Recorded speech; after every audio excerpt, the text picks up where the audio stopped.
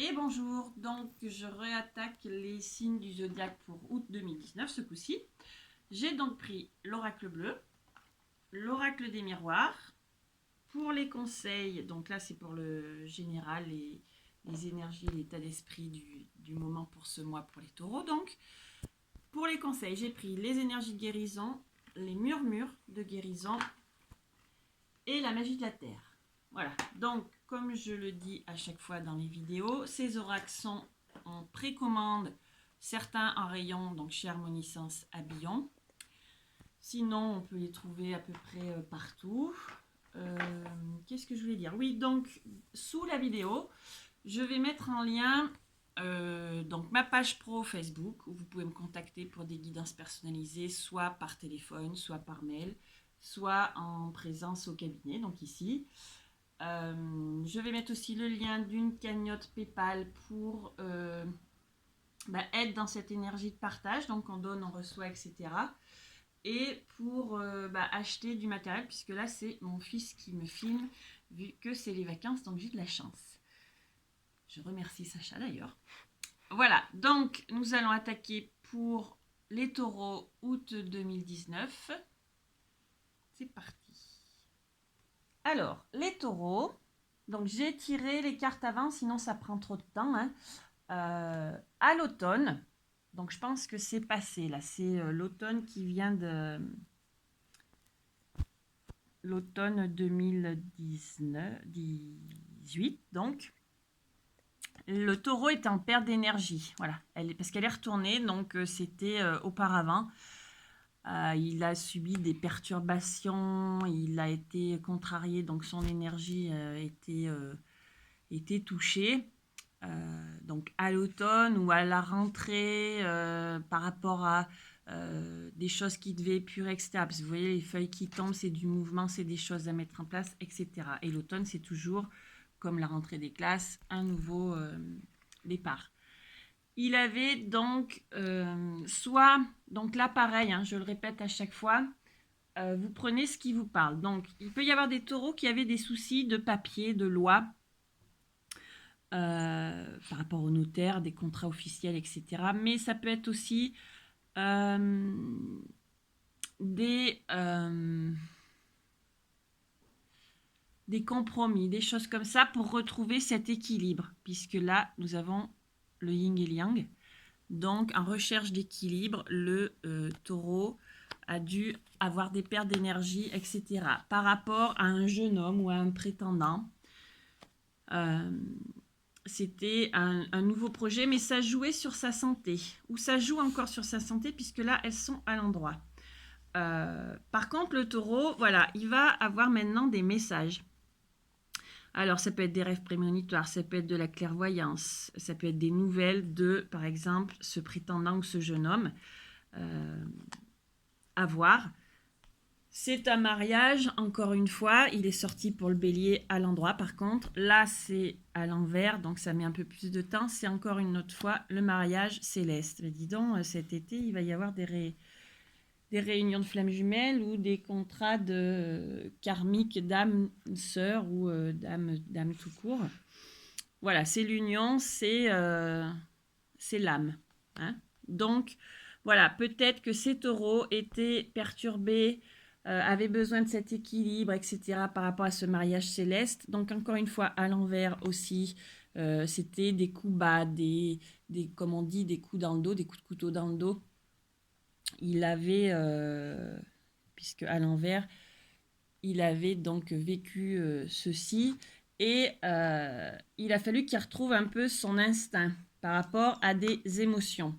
Donc voilà, le taureau, globalement, là, par rapport à tout ça, il a donc maintenant cette clairvoyance, il a ce mariage céleste autour de lui, il a cette perte d'énergie, etc., qui n'est plus trop là par rapport à cet équilibre, et il a surtout donc son instinct qui est revenu par rapport à des émotions. L'oracle des miroirs, pareil. L'échec, donc retourné, c'est donc un échec passé qui est bien moins intense, qui a pris peut-être voilà à l'automne du coup. Il fallait prendre de la distance par rapport à ça, ça a été chose faite et ça lui amène sa protection. Voilà, par rapport à ses intuitions, ses émotions, ses ressentis, il a donc cette protection divine certainement, puisque mariage céleste, clairvoyance, etc. Il avait donc des effets miroirs, il a fait un travail de développement personnel, il en a eu les messages et il a un projet lent, immature qui arrive, mais par contre voilà, c'est bien pour lui puisque ça c'est la carte du consultant et il est dans la joie, je remets le téléphone un peu droit. Il est dans la joie et il a cette période de chance qui met du temps à arriver, mais qui va être là. C'est en plus influencé par le soleil, donc on est complètement dedans, hein, puisque on rentre, ça y est, on est dans le signe du lion. Donc on va rentrer dans cette énergie solaire. Donc le taureau va être dans une période de chance par rapport à de la joie. C'est bien par rapport à lui, c'est un projet, alors encore une fois d'enfant ou pas, mais un projet. Et il se réunit, il en discute, il fait des accords, etc. Il est bien dans une énergie de progression, puisque c'est le dos de deck de l'oracle bleu. Ce qu'on lui donne comme conseil, donc c'est, il est dans cette transformation. Donc le taureau, il est déterminé, il est lent, mais il est déterminé. Donc il va y aller, il va, vous voyez, il y a les papillons, donc sa chrysalide, elle est déjà prête à péter et il va devenir ce beau papillon, aller dans la lumière, etc. et récolter tout ce dont il a, tout court. Pas il a besoin, il a, ce qui doit sera. Il va vers ce chemin donc de lumière. Il fait le choix conscient d'avancer un pas à la fois vers la lumière. C'est complètement le taureau, ça. Je transforme mes faiblesses en force en étant maître de mes pensées. Je surmonte, mais bon, lapsus peut-être. Hein. Je surmonte les obstacles dans le positivisme et l'acceptation. Je développe mes richesses et je manifeste ma lumière à chaque être inconditionnellement. La magie de la Terre, donc, il est en période d'achèvement. Ça y est, le travail, il l'avait fait. Il va maintenant pouvoir récolter, donc à la prochaine pleine lune, certainement. Donc, je vais vous lire, les taureaux, carrément l'interprétation de cette pleine lune. Voilà, je vous laisse la carte. Merci, Sacha.